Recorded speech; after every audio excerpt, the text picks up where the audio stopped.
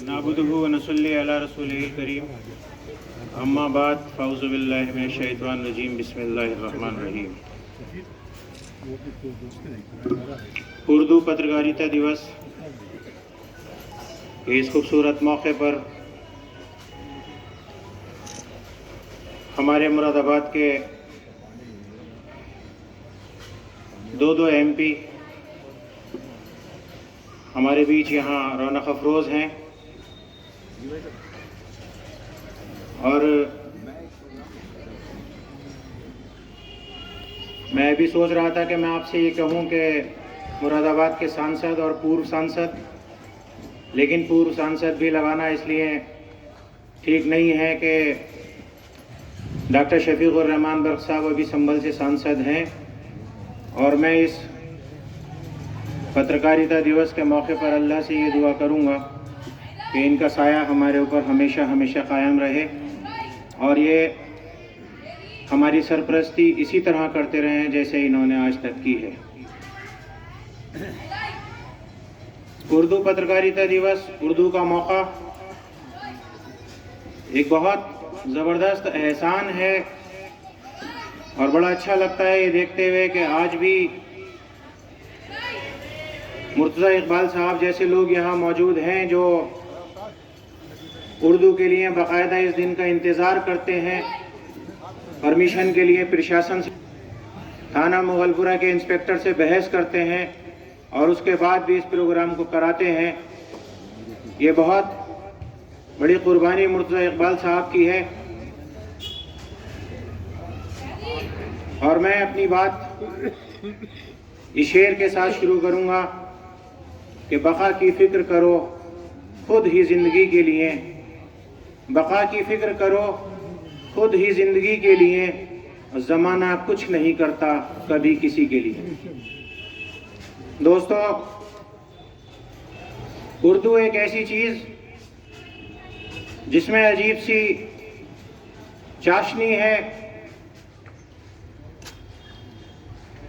जो बेहद शीरी ज़ुबान है, लेकिन आज ऐसे हालात हो गए हैं कि हमारे कुछ लोगों ने इसको एक मज़हब की ज़ुबान बनाकर इसको तबाह और बर्बाद करने की कोशिश की, लेकिन और इसमें एक बड़ी बात यह है कि हमने भी उन लोगों का साथ दिया। हमने साथ डायरेक्ट ना देकर इनडायरेक्ट दिया। जैसे आज के हालात हैं,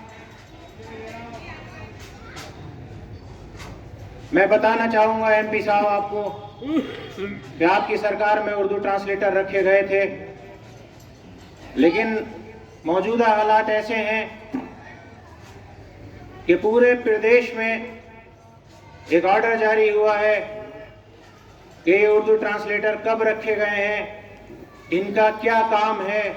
ये कौन कौन सी पटल पर कौन कौन सी सीट डील कर रहे हैं, और आज तक वो लेटर भी लगा के इनके भेजे जाएं जो इन्होंने उर्दू से रिलेटेड जिनसे इनसे काम लिया गया है। और ये आप जानते हैं कि किसी भी ऑफिस में कोई भी लेटर हम लोग उर्दू में नहीं देते, इसलिए उनके पास कुछ नहीं है देने के लिए और आज उन सब की नौकरियां खतरे में हैं। मुज़ाहिर भाई यहाँ बैठे हैं, मैं उनसे गुजारिश करूंगा कि इसमें आगे आए और उर्दू टीचर्स, उर्दू ट्रांसलेटर्स जो लगे हुए हैं उनकी हिमायत करें और उनकी मदद करें और उनकी नौकरियों को कम से कम जब तक तो बचाएं जब तक दूसरी सरकार नहीं आती। बहुत अजीब हालात हैं। ऐसे हालातों में जहां उर्दू को इस तरह से छोड़ चुके हैं, मैं बहुत एहसानमंद हूं उन लोगों का जो ऐसे माहौल में जिनका एक अखबार मार्केट में नहीं बिकता और उसके बाद वो उर्दू का अखबार चलाते हैं। मैं इस मंच के माध्यम से उनको सलूट करता हूं। ऐसे दौर में जहां 1 रुपए का विज्ञापन देने को आदमी तैयार नहीं, उर्दू का अखबार जबरदस्ती आपके घर पे फेंका जाता है, उसके बाद भी आप उठा के एक तरफ को रख देते हैं और आप दैनिक जागरण और अमर उजाला आपकी नजरें सुबह को ढूंढती हैं। और वो दैनिक जागरण और अमर उजाला जिनमें पहले लाइन से लेके, पहले पेज से लेके और आखिरी सफ़े तक सिर्फ जहर भरा होता है, उसमें कहीं आपकी फलाहियत की और बहबूद की बात। ऐसे हालात में हम अपने आप जिम्मेदार हैं। बैंकों में हमारे लोगों को किस तरह से परेशान किया जाता है, कहां हम सोचें कहां हम जिम्मेदार हैं। कुछ लोग, मैं गुजारिश करूंगा कि एक ऐसी टीम बने जो अपने ऑफिस में, किसी भी ऑफिस में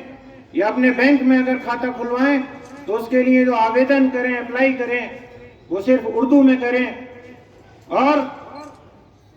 अपनी एप्लीकेशन अगर अपना कहीं भी किसी दफ्तर में मुतालबा रखना हो तो वो उर्दू में करें। और अगर कहीं उनकी बात में किसी तरह का कोई बैंक का मैनेजर या किसी ऑफिस में कोई ऑफिसर अगर उनके इस उर्दू के लेटर को वापस करता है तो आप ही में से कुछ लोगों को आना होगा और जना आके कहना होगा कि ये भी हमारी दूसरी लैंग्वेज है, इसमें हमें काम करना है। इसका अगर आपको, जब उन्हें देखेंगे कि आप लोग ऑफिसों में घुस के उनसे मुजोरी करेंगे और अपना दबाव बनाएंगे कि भाई हमारी एप्लीकेशन हमसे हिंदी नहीं आती, हमारी मदर लैंग्वेज उर्दू है, तो हम उर्दू में एप्लीकेशन देंगे, तो एक वक्त वो आएगा कि सरकार चाहे भाजपा की हो या किसी की भी हो, उन्हें उर्दू की टीचरों की, उर्दू के ट्रांसलेटर्स की जरूरत पड़ेगी, डिमांड करेंगे और फिर उर्दू के ट्रांसलेटर्स रखे जाएंगे। लेकिन हम देखते हैं ऐसा नहीं होता। मैंने एमए उर्दू से किया, कहीं ना कहीं मैं फारसी से भी पढ़ा हूं, लेकिन मैं खुद